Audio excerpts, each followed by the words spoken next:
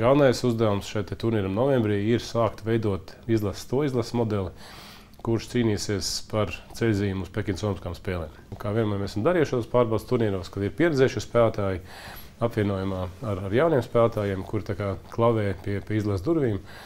Un tāpēc šis modelis arī šogad būs tieši tāds, kā mēs esam katru gadu darījuši. Šo izlases sastāvu veidojuši tā, ka tur ir neapšaubām mūsu nacionālās izlases līderi, kuri ir piekrituši spēlēt un Liepājā parādīt savu sniegumu.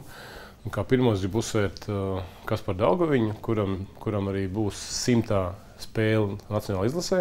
Tālāk Miks Indrašs, Oskars Cibuļskis, Mārtiņš Karsums, brāļi Bukārti, Rauls Freibergs, virkni Dinamo spēlētāji, Kristers Gudļevskis. Visi šie cilvēki piekrituši spēlēt. Mums liels prieks, ka mēs varēsim šo izlasi no pieredzējušiem spēlētājiem apvienot ar tiem cilvēkiem, kuri arī labi parādījuši sevi ir spēlēt ārzemēs, kā piemēram Denis Smirnovs, Andris Smons, izlasi vadīs Bobs Hātlīs.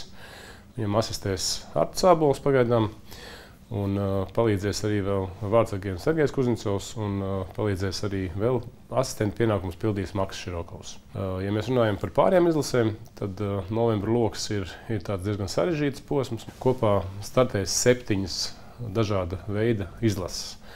Tas ir U16 spēlēs 3 pārbaudes spēles ar Norvēģijas izlasi Jelgavā.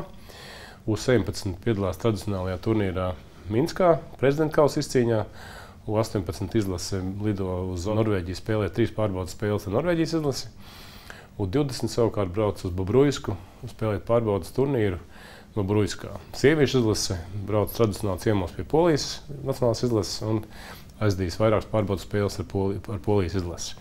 Tā kā ļoti sarežģīts posms mums nepieciešams nokomplektēt ar visām izlasēm ekipējumu, personālu. Un nodrošināt visus, lai šīs izlases varētu startēt pietiekami labā līmenī. Latvijas nacionālā izlase pēdējo reizi Liepājā viesojās pirms 4 gadiem, 2015. gadā. Arī tā ir mūsu tradīcija, ka mēs ar izlases sastāvu parasti braucam spēlēt spēles ne tikai Rīgā. Mēs esam spēlējuši nesen Daugavpilī, tagad kārti Liepājai.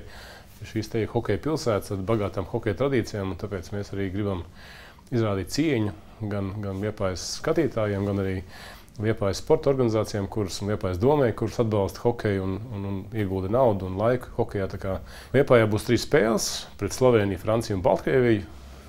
Lūdzu, pēciet biļetes, tur vietas skaits nav pārāk liels Liepājas hallē. Cerams, ka būs laba atmosfēra, ar ko Latvija ir slavena.